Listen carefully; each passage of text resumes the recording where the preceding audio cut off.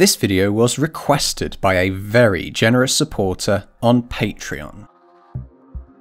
I've never really been that big on audio dramas. All I can think of when those two words pop into my head is The Archers. However, the Doctor Who audio dramas produced by Big Finish Productions have intrigued me for a variety of reasons. The first being that with the current state the show is in, I find myself longing for a time when the franchise inspired and excited me. The second being that you lot have been bugging me for a Big Finish review for as long as I can remember. With such a big selection of stories to choose from, it's hard to really know where to begin. Even though my hunky hero number 10 has voiced a few stories, I find myself reluctant to give them a listen with all the Who related content I've had on the crafting table. There's plenty more Who related content to come, folks, so please consider subscribing and clicking that fat bell button for more videos. I spent the good part of an afternoon lying on my couch with headphones on, scribbling notes about Spare Parts, a 5th Doctor adventure set on the planet Mondas. It is 2 hours in length, split into 4 parts. Presumably this was done in an attempt to recapture the essence of a classic Who story. These were commonly shown as 4-part serials, with a weekly episode being roughly 25 minutes in length. Those of you familiar will recognise Mondas as the Cybermen's planet of origin. Hurtling further into space, the people of Mondas experiment with cybernetic technology to survive on their home planet that is slowly freezing over. The Doctor and companion Nyssa travel here and explore what cyber society was like before the Cybermen became the cold, killing machines we know of today. I was fortunate enough to have watched episodes of the classic era that act as the bedrock for this story. Keeper of Traken, Earthshock, The 10th Planet, all serials I have seen back to back and are, at the very least, slightly familiar to me. This aspect may turn a younger listener away, say an individual who's only seen the newest of Who listens to Spare Parts. They ain't gonna have a clue who Nyssa or Adric are. Certainly placing the original actors for the Doctors and companions is commendable. This is certainly one of the liberties that audio dramas have when you consider that the cast won't be needed for more than a day or two of recording, with the rest being left to audio editors. This makes connecting Spare Parts into the classic chronology rather easy. Even the Big Finish webpage tells you exactly which serials it takes place between. Considering this was produced in 2002 as well, I'm fairly certain only the hardest of Who fans would have a genuine interest in a story like this. In spite of the daunting context of Spare Parts, there are plenty of happy surprises in store. As anybody will tell you, splitting up the Doctor and companions is always a recipe for drama. They are the yin and yang that hold Doctor Who together, and immediately separating the Doctor from Nyssa ramps up the tension. Mondasian society doesn't paint a pretty picture in the mind, but is definitely a familiar one. The Mondasian Central Committee is obviously a nod to the defunct Central Committee of the Communist Party of the Soviet Union, and this society reflects both historical applications of communism as well as George Orwell's 1984. Smashing together communism and Cybermen might sound like a strange idea for a Doctor Who story, but actually worked wonderfully in creating this doomed dystopia. Playing on these themes created some fantastic moments in the story. In spite of the Doctor's intention of rallying up the Mondasians to overthrow the committee by ringing the church bell, I thought it was interesting that this ringing of the bell was what brought our companion and Doctor back together again. Later on, they introduced creatures called Cybermats, cybernetic pets that the committee used to spy on their people. This sense of normalcy surrounding the cybernetic elements of Mondasian society was fantastically handled too. Adapting to survive is a normal thing for these people, but it's only when this very adaptation sacrifices their humanity does the story really pack a punch. Hearing a moaning Cyberman lost in an echoey chamber, the daughter Yvonne returning to her family confused and almost zombified when she cried out,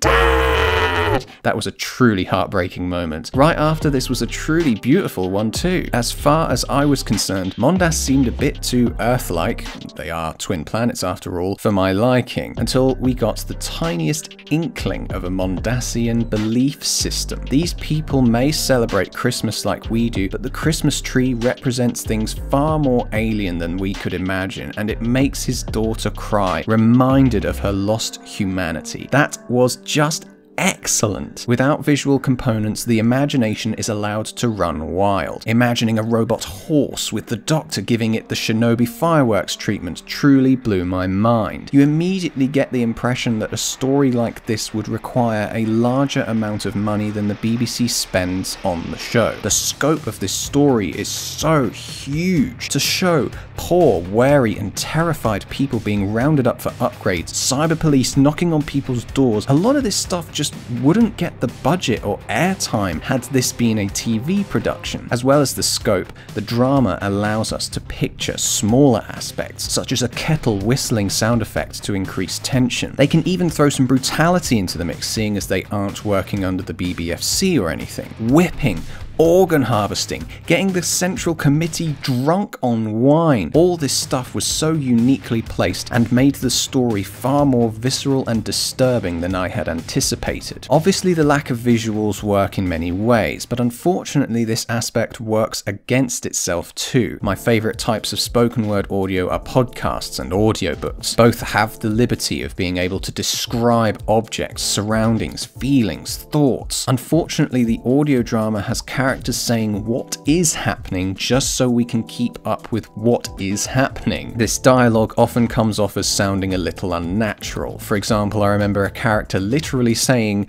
"I'm on the processing belt" to a Cyberman, as though the Cyberman couldn't see her. When all you have is music, dialogue, and sound effects, it's sometimes hard to focus on the details or the events of the story. This was made worse by the Cyber Committee spewing out their plans. Not only did it demystify their presence in the story, but the sound effects they placed over the top of the committee's voice made it really difficult to understand what they were saying at times. I definitely liked the idea that the committee was comparable to a mythological Hydra, which gave me a really dark image in my mind of what they might look like. Some of the effects placed on certain voices give the story an almost atmospheric feel, and this was effectively accompanied by the 60s voice effect on the Cybermen, delivered by none other than Nicholas Briggs. Whilst some sounds and sound effects created atmosphere and integrity, others unfortunately took me right out of the story. The most distracting element of all, though, has to be the score. The music in this drama leaves a lot to be desired. Unfortunately, I'm biased because Murray Gold didn't do anything for the franchise until 2005, I believe, and he has coloured my ears, so to speak, in how I imagine a Doctor Who audio drama. When you have 80s synthesizer strings playing after every dramatic moment, it either made me cringe or laugh out loud. They seem to be aiming for authenticity, but it just feels outdated and nostalgia baiting to me. I would be curious to know what a Big Finish without music would sound like, and by the end of the story, things became a bit hit and miss for me. They had introduced a cyber leader character named Commander Zheng, who honestly didn't leave that much of an impression on me. It seemed like there was some minor conflict between the intentions of those on the surface and of the committee. Upgrading everybody and shooting Mondas back towards the solar system sound like bad ideas, but their conflict was never really made apparent to me. I somehow missed the Central Committee attacking Zheng at the end too, and I honestly felt the story wrapped itself up too easily. That was until Commander Zheng dramatically returned, and the conclusion just became all too familiar. Like Father's Day and Water of Mars, you can't mess with history. As much as this audio drama isn't quite my cup of tea, I can definitely see the influence Spare Parts has had on New Who. Rise of the Cybermen and Age of Steel are outright inspired by the drama, and even World Enough and Time showed a disturbing portrayal of the Mondasian Cybermen that feels very in line with this story's atmosphere. The previously mentioned character who was turned into a Cyberman was called Yvonne Hartley. It's quite clear that the Army of Ghosts character named Yvonne Hartman was undoubtedly named after this character. I guess the real hangover of this story is that the Mondasian Cybermen are part Time Lord.